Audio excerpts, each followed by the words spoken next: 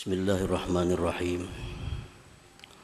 Alhamdulillahilladzi samma nafsahu bil quddus taqaddasa amma yazunnuhu al-yahudu wan nasara wal majus. Ashhadu an la ilaha illallah wahdahu la syarika lahu rabbul malaikati wan namus. Wa ashhadu anna sayyidana Muhammadan abduhu wa rasuluhu azkan nufus. Allahumma salli wa sallim wa barik ala sayyidina Muhammadin syamsis sumus wa ala alihi wa sahbihi wa zurriyatihi wa atba'ihi ila yaumin zallat fihi ar-riqabu war-ru'us. Amma ba'du. Al-mukarramun wal muhtaramun, ma'asyiral habaib wal ulama, muhibbin, hadirin hadirat rahimakumullah. Puji syukur selalu kita haturkan kehadirat Allah Subhanahu wa ta'ala, yang mana dengan limpahan taufik dan hidayah serta inayahnya kepada kita, sehingga kita bisa kembali berkumpul bertemu di Masjid Bustanul Muhibbin yang penuh berkah dan rahmat ini. Salawat dan salam atas junjungan kita Nabi besar Muhammad sallallahu alaihi wasallam dan seluruh keluarga, para sahabat dan zuriat serta pengikut beliau sampai hari kiamat nanti. Para muhibbin rahimakumullah, al-khamis min asma'il husna al-quddus. Yang kelima dari asma'ul husna adalah al-quddus. Dzukira fil Quran fi suratil Hasyr, disebutkan itu al-quddus di dalam Al-Qur'anil Karim, di dalam surat Al-Hasyr. A'udzu billahi minasyaitonir rajim. Huwallahu alladzi la ilaha illa huwal malikul quddus. Wa fi suratil Jumu'ah, dan di Quran disebutkan pula dalam surah Jumat, yusabbihu lillahi ma fis samawati wa ma fil ard al-malikil quddus. Jadi ada dua kali disebut dalam Al-Quran nama Allah Al-Quddus ini. Dan Rasulullah sallallahu alaihi wasallam apabila selesai sembahyang witir, menurut hadis yang sahih, beliau membaca Subhanal Malikil Quddus 3 kali. Subhanal Malikil Quddus, Subhanal Malikil Quddus. Dan di dalam hadis yang sahih pula, Rasulullah SAW di dalam rukuk sembahyang itu kadang-kadang membaca Subuhun Quddus Rabbul Malaikati Warruh. Nah, para muhibbin rahimakumullah, Al-Quddus huwa alladhi taqaddasat zatuhu wa sifatuhu wa af'aluhu an kulli ma la yaliku bijalalihi wa kamalihi wa jamalihi. Quddus itu adalah yang suci zatnya dan sifatnya dan perbuatan-perbuatannya dari tiap-tiap yang tidak layak dengan kebesarannya, kesempurnaannya, dan keelokannya. Nah, itu artinya Al-Quddus.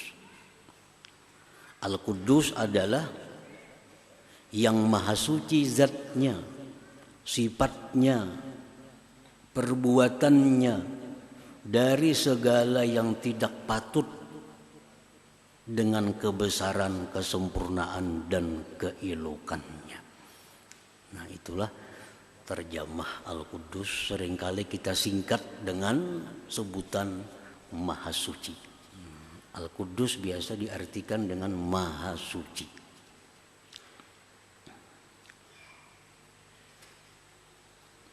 Di dalam istilah agama kita ada istilah yang namanya tahlil. Tahlil itu artinya mengucap la ilaha illallah. Ada tasbih, mengucap subhanallah. Nah, ada lagi hauqalah, mengucap la haula wala quwata illa billah. Ada basmalah, mengucap bismillahirrahmanirrahim. Ada pula takbir, mengucap Allahu Akbar. Ada pula takdis. Nah, takdis itu mengucap subhanallah al-Quddus. Subhanallah al-Quddus itu takdis namanya. Jadi misalnya kita ayo bertahlil, artinya ayo mengucap la ilaha illallah, la ilaha illallah. Ayo bertasbih, mengucap subhanallah, subhanallah, subhanallah. Ayo bertakdis, subhanal quddus, subhanallah al quddus, subhanallahil quddus. Itu takdis. Taqaddasat zatuhu anil hajah. Maha suci zat Tuhan kita Allah Subhanahu wa taala daripada hajat. Mustahil artinya Allah itu berhajat. Al-Quddus Maha suci zatnya daripada berhajat. Bahkan selainnya yang berhajat kepadanya. Allah menyuruh kita taat bukan karena Allah perlu berhajat dengan taat kita. Allah menyuruh kita sembahyang 5 waktu sehari, bukan Allah berhajat kepada sembahyang kita itu. Jadi jangan kita kada sembahyang kita anggap Allah itu rugi.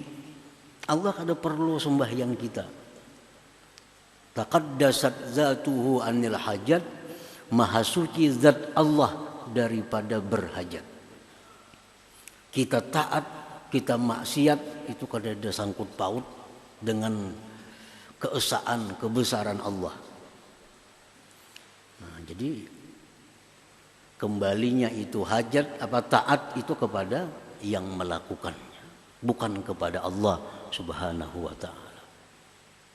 Dalam hadis qudsi Allah berfirman, ya ibadi law anna awwalakum wa akhirakum wa insakum wa jinnakum kanu ala abjari qalbi rajulin wahid minkum ma naqasa dzalik min mulki syai'a. Ya ibadi law anna awwalakum wa akhirakum wa insakum wa jinnakum kanu ala atqa qalbi rajulin wahid minkum ma zada dzalika fi mulki syai'a.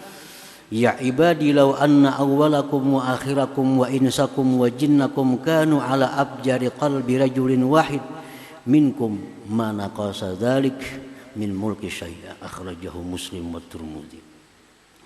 Wahai hamba-hambaku, jar Tuhan, jikalau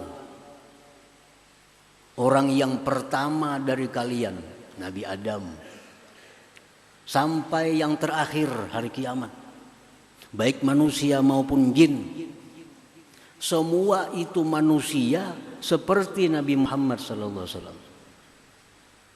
Semuaan manusia mulai Nabi Adam sampai hari kiamat, semua manusia jin seperti Nabi Muhammad SAW.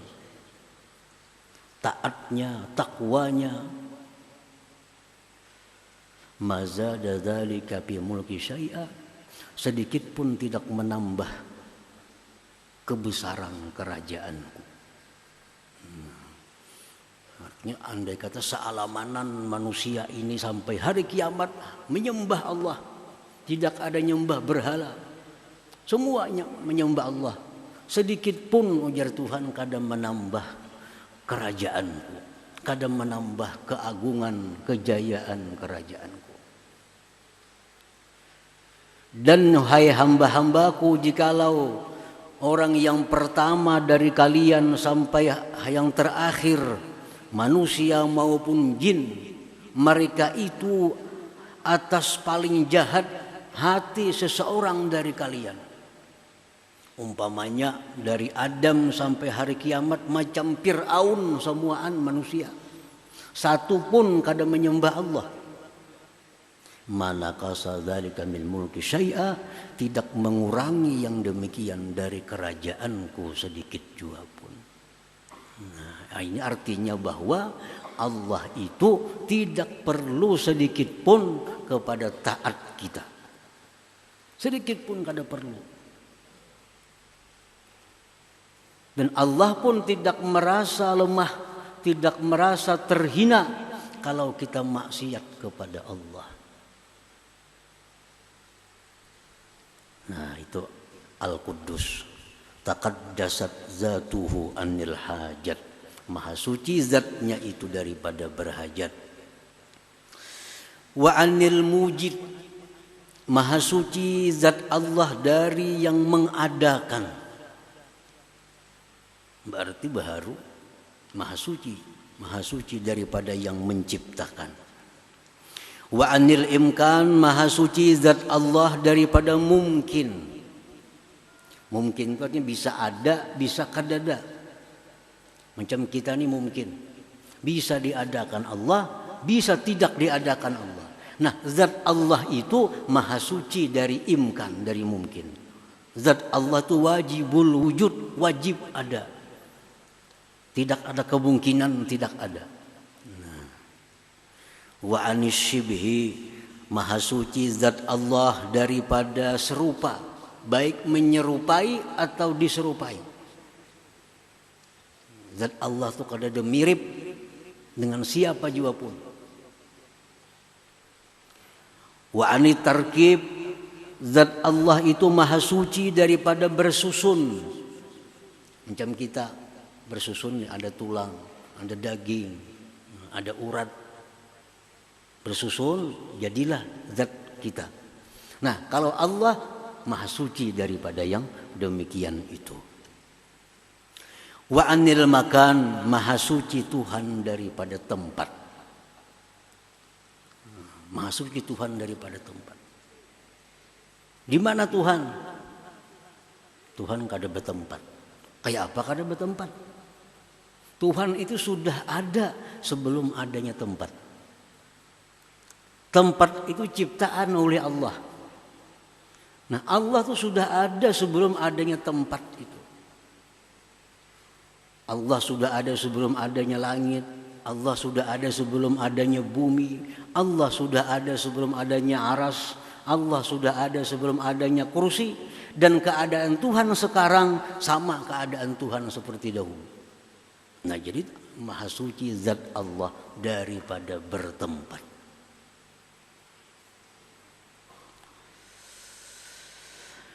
Wa an idrakil hawas, dan maha suci zat Allah daripada diperdapati oleh panca indera.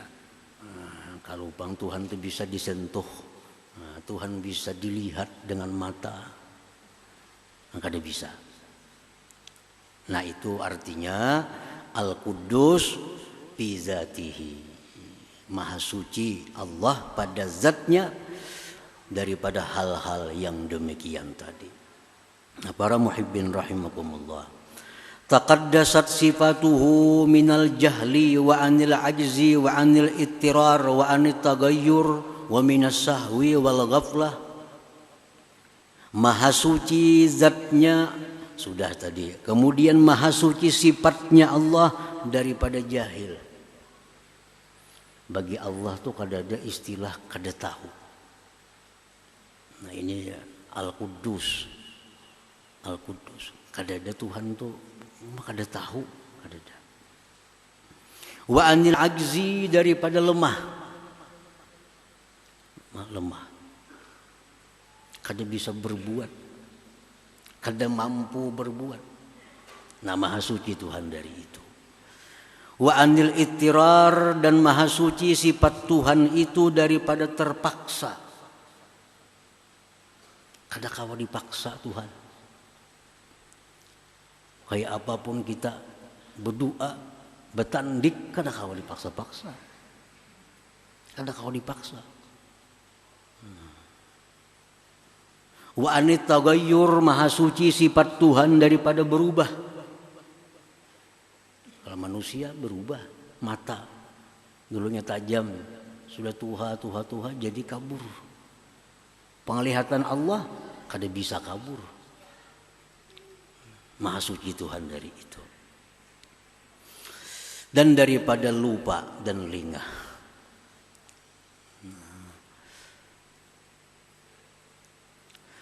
Taqaddasat asma'uhu anil ikhtira'at, maha suci nama-nama Allah daripada ulahan-ulahan bikinan-bikinan. Lianna asma'ahu tauqifiyah, karena nama-nama Allah itu tauqifiyah, datang hanya dari Allah dan Rasul. Jadi kita kada bisa, kada boleh memberi nama kepada Allah sesuatu yang tidak di luar daripada nama-nama Allah itu. Kada bisa. Walaupun bagus artinya, walaupun indah, tapi kada termasuk dalam Asmaul Husna, kada bisa ditambah. Allah maha suci namanya daripada bikinan-bikinan manusia, bikinan-bikinan makhluk. Fala yusamma bil khair, Allah tidak bisa dinamai dengan khair. Baik, khair itu baik. Tapi khair tidak ada dalam Asmaul Husna. Nah, tidak boleh kita menyeru ya khair, kada bisa. Wasani, sani itu artinya sani mulia. Bagus artinya kan mulia. Tapi tidak ada dalam Asmaul Husna nama Allah As-Sani. Nah, tidak boleh kita menyeru Allah dengan nama yang bukan nama-nama yang datang dari Allah dan Rasulnya. Maha suci Tuhan daripada dibikin-bikin namanya. Wa taqaddasat af'aluhu, dan maha suci perbuatan-perbuatan Allah anil batil, daripada kebatilan, wa minal aghurat, daripada mengambil faidah, wa anil zulmi, daripada kezaliman, wal isaah, dan berbuat jahat. Maha suci perbuatan Allah daripada batil. Apa batil itu artinya? Sia-sia. Tidak ada satupun di alam dunia ini melainkan ciptaan Allah. Dan tidak ada satupun dari ciptaan Allah itu yang tidak ada makna, yang tidak ada hikmah di dalamnya. Maha suci Allah berbuat yang tidak ada makna. Allah menciptakan ular, ada rahasianya. Kenapa Allah ciptakan ular? Allah ciptakan nyamuk. Kenapa Allah ciptakan nyamuk? Pasti ada rahasianya. Allah ciptakan hama wiring, pasti ada hikmahnya. Allah berfirman, "Wa may yu'tal hikmah faqad utiya khairan katsira." Siapa yang didatangkan, diberikan hikmah kepadanya, berarti orang ini diberikan kebaikan yang banyak. Kalau kita diberitahu oleh Allah, apa ini rahasianya Allah menciptakan nyamuk? Diberitahu oleh Allah. Nah, kita dapat kebaikan yang banyak. Allah memberitahu kita apa rahasianya dia ciptakan ular misalnya, cacak misalnya. Diberitahu kita hikmahnya itu, sungguh kita diberi kebaikan yang banyak. Pokoknya apapun yang ada ini adalah perbuatan daripada Allah, dan perbuatan Allah itu maha suci daripada sia-sia. Dari sia-sia. Wa minal aghurat, maha suci perbuatan Allah itu daripada mengambil faidah. Allah menciptakan ini, Allah hendak mengambil faidah, keuntungan dari itu. Maha suci Tuhan. Allah menciptakan malaikat, Allah mengambil keuntungan dari malaikat itu. Maha suci Allah. Allah menciptakan matahari, bintang, sedikit pun Allah tidak mencari keuntungan yang kembali kepada zatnya. Maha suci Allah. Nah, lain makhluk, lain kita. Kita bila maulah apa pasti mencari keuntungannya, pasti mencari manfaatnya. Nah. Wa anil zulmi wal isaah, dan maha suci Allah perbuatannya daripada kezaliman. Nah, maha suci Allah daripada berbuat zalim. Nah, itulah ringkasan daripada makna yang terkandung di dalam nama Allah yang kelima, yaitu Al-Quddus tadi, yang berhubungan dengan Allah Subhanahu wa ta'ala. Al-Quddus huwallazi tahhara nufusal abidin min danasil mukhalafat wa tahhara qulubaz zahidin min hubbid dunya wa tahhara qulubal arifin mimma siwahu ta'ala.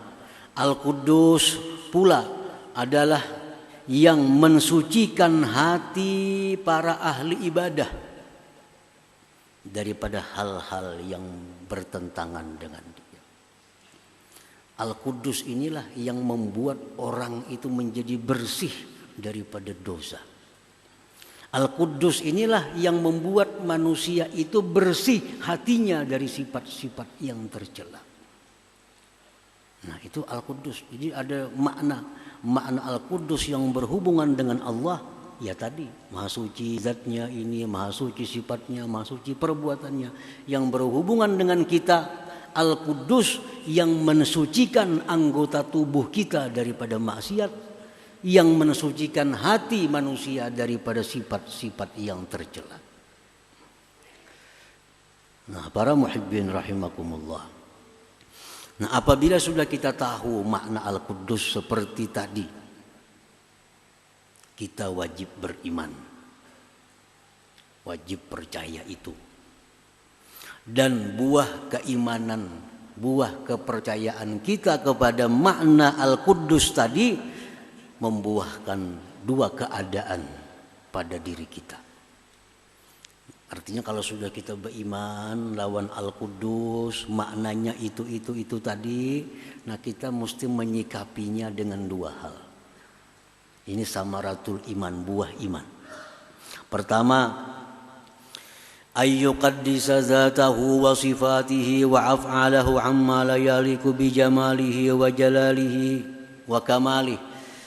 Pertama, kalau kita sudah beriman dengan Al-Quddus tadi, bahwa kita wajib mensucikan zatnya, sifatnya, perbuatannya dari yang tidak patut, dengan kebesarannya, kemuliaan dan keindahannya.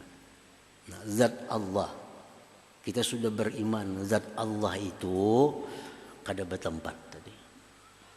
Nah, jangan dipadahkan lagi Tuhan itu di atas. Sudah tahu bahwa Al-Quddus artinya maha suci Tuhan daripada bertempat. Jangan dikatakan lagi Allah itu di atas. Kehendak di atas jadi. Nyaka kehendak Allah pang nyamannya. Bepahala kita menyebut kehendak Allah jadi, insya Allah jadi aja. Nah, bagusnya kadang mun kehendak di atas jar. Siapa di atas? Itu banyak di atas. Ini kalimat yang salah. Kada jadi pahala, bahkan membahayakan akidah. Bila kehendak Allah jadi, kada usah bila kehendak yang di atas. Kada usah. Itu kalau sudah kita beriman kepada Al-Quddus, kada lagi kalimat di atas itu, karena Allah maha suci daripada tempat.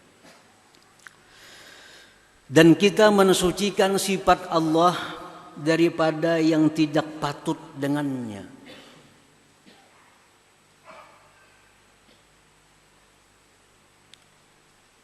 Mensucikan sifat Allah dari yang tidak patut. Misal kita mendesak Allah. Mendesak Allah. Ini orang kada beriman dengan Al-Quddus. Padahal Al-Quddus itu artinya Allah tidak bisa didesak. Maha suci Allah daripada dipaksa.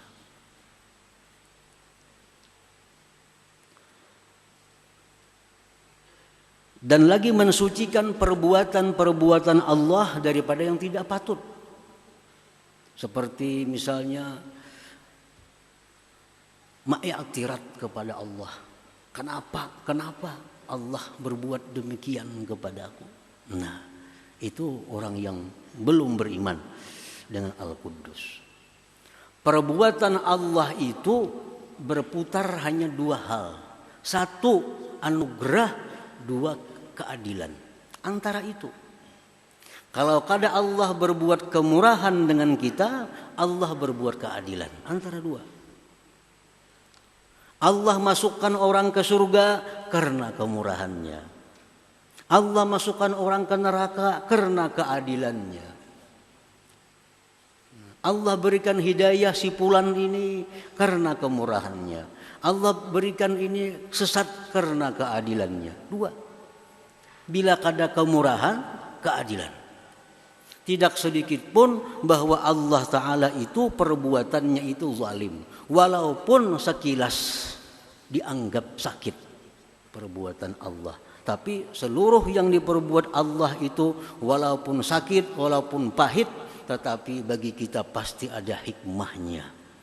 Jangan sampai karena kita ini banyak dapat musibah, segala macam musibah. Padahal kita sembahyang, padahal kita puasa, padahal kita zakat, padahal kita beribadah.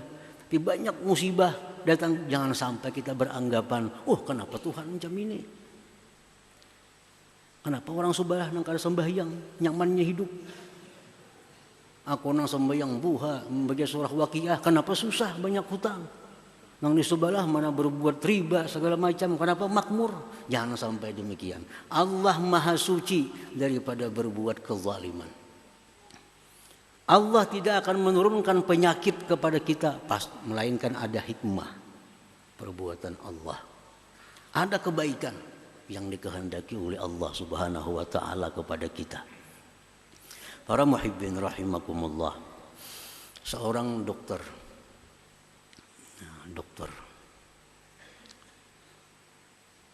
ini memutung kaki seseorang karena kaki orang ini kena penyakit diabetes, gula, lalu kakinya buruk.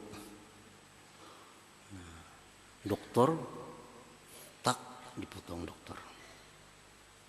Ini menyakiti, memotong betis orang. Ada orang kena penyakit usus buntu. Dokter membedah, dibalahnya parut. Sakit nih. Apakah dokter ini zalim dengan orang ini? Zalim tak dokter tuh? Maulah pasien ini mengatakan atau keluarga pasien, jahatnya dokter, kenapa betisnya ditatak? Jahatnya dokter, kenapa parutnya dibalah? Nah, tentu kita kadang akan mengatakan itu kepada dokter. Bahkan kita berterima kasih kepada dokter. Bayar lagi. Bayar. Karena sanda pehumaan, berobat, sanda macam-macam. Padahal disakitinya. Nah, kenapa kita rela? Terima kasih sama dokter, bayar, kaki dipotong, karena ingin menyelamatkan yang lebih banyak di tubuh kita. Itu. Karena ingin menyelamatkan yang lebih banyak di tubuh kita. Kalau dibiarkan ini menjalar, nah bisa kemana-mana penyakit nih. Nah, untuk membuang penyakit itu dokter mengambil kesimpulan amputasi, potong kakinya. Dengan senang hati kita sebelah batis saja lagi. Ikhlas, ridha. Karena menyelamatkan sisa tubuh yang lebih banyak. Nah, itulah rahasia Allah kenapa memberikan kita penyakit. Tubuh kita ini dibandingkan dengan roh tidak ada apa-apanya. Tubuh kita, jasad kita dibandingkan dengan roh kita tidak ada apa-apanya jasad. Nah, karena roh kita ini banyak dosa. Roh kita ini banyak dosa. Banyak maksiat, banyak segala macam. Nah, untuk menyelamatkan roh kita ini di akhirat daripada api neraka, diberi Tuhan kita penyakit. Yang dengan penyakit ini Allah hapus dosa-dosa roh tadi. Nah, sehingga kita bersih dan berhak untuk masuk surga Allah Subhanahu wa taala. Nah, itu penyakit.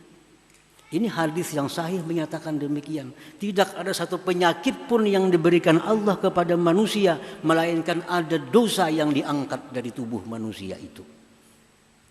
Mana kita sayangnya roh dengan jasad kita? Mana sayangnya? Sayang roh. Roh kekal. Jasad hancur. Sayang roh. Nah, kalau kita sayang roh karena berharga roh daripada jasad, mestinya kita sakit itu kada perlu keluh kasah. Kada perlu sedih. Kada perlu macam-macam.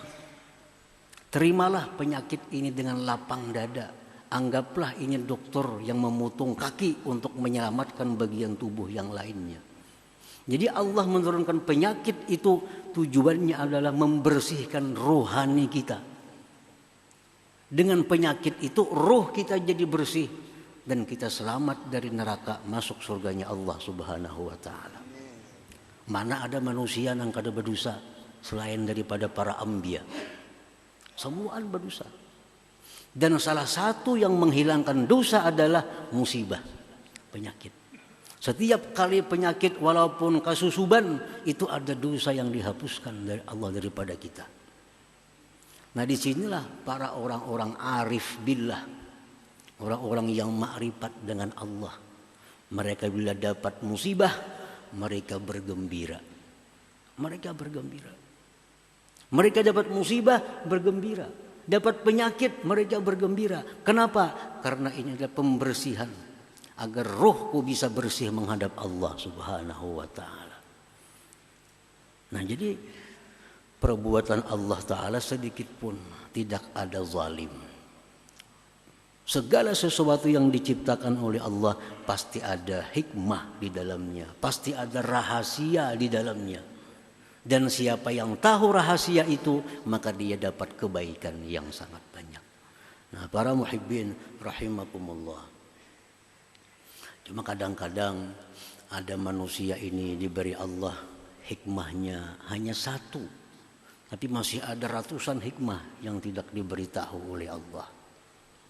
Kenapa Allah menciptakan nyamuk? Penelitian para ulama sekian tahun hanya menghasilkan beberapa hikmah di dalamnya. Satu, Allah menciptakan nyamuk. Dengan sebab nyamuk ini ribuan manusia yang bisa hidup dengan nyamuk. Siapa? Pegawai perusahaan pabrik nyamuk. Berapa ribu sedunia nih? Pegawai-pegawai, buruh-buruh, karyawan pabrik obat nyamuk nih tuh. Hanya bisa memberi makan anak bininya dengan gaji itu. Padahal diurusi cuma obat nyamuk. Dakanya kada ada nyamuk, adalah pabrik obat nyamuk kada ada. Nah, itu hanya satu hikmah. Kenapa Allah menciptakan nyamuk? Kenapa Allah menciptakan hama wiring? Sehingga orang berhuma, orang bertani habis. Nah, itu banyak hikmah yang didapat. Satu, agar orang yang bertani ini selalu berdoa kepada Allah, selalu berlindung kepada Allah, selalu minta tolong kepada Allah agar dijaga tanamannya oleh Allah, jangan sampai ada hama wiring. Nah, lalu dengan berkat itu lalu kita bisa berdoa lawan Tuhan, bisa minta perlindungan agar perumahan ini jangan sampai diganggu oleh hama wiring. Nah, jakanya kada hama wiring kita kada berdua itu. Kada berdua itu. Pokoknya setiap makhluk apapun yang diciptakan Allah pasti ada hikmahnya. Habib Ali bin Muhammad Al-Habsyi sahibul Maulid mengatakan khalaqal khalqa li hikmah. Allah menciptakan makhluk itu pasti ada hikmah, pasti ada rahasia di dalamnya. Yang rahasia itu merupakan kebaikan yang kembali kebaikannya kepada manusia itu pula, bukan kepada Allah Subhanahu wa taala. Nah, itu artinya kita mensucikan zat Allah daripada yang tidak layak, mensucikan sifat Allah dari yang tidak layak, mensucikan perbuatan Allah dari yang tidak layak. Itu buah keimanan kita kepada Al-Quddus tadi. Nah, para muhibbin rahimakumullah. Selanjutnya yang kedua adalah wa ayyuqaddisa jawarihahu 'anil ma'siyah wa dzalika bitaubah wa batinahu an sifatil mazmumah wa dzalika birriyadhah wal mujahadah.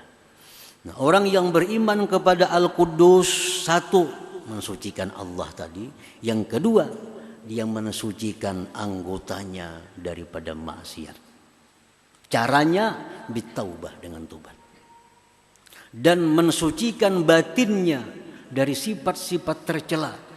Sombong, angkuh, ria dan sebagainya, dengki, dendam.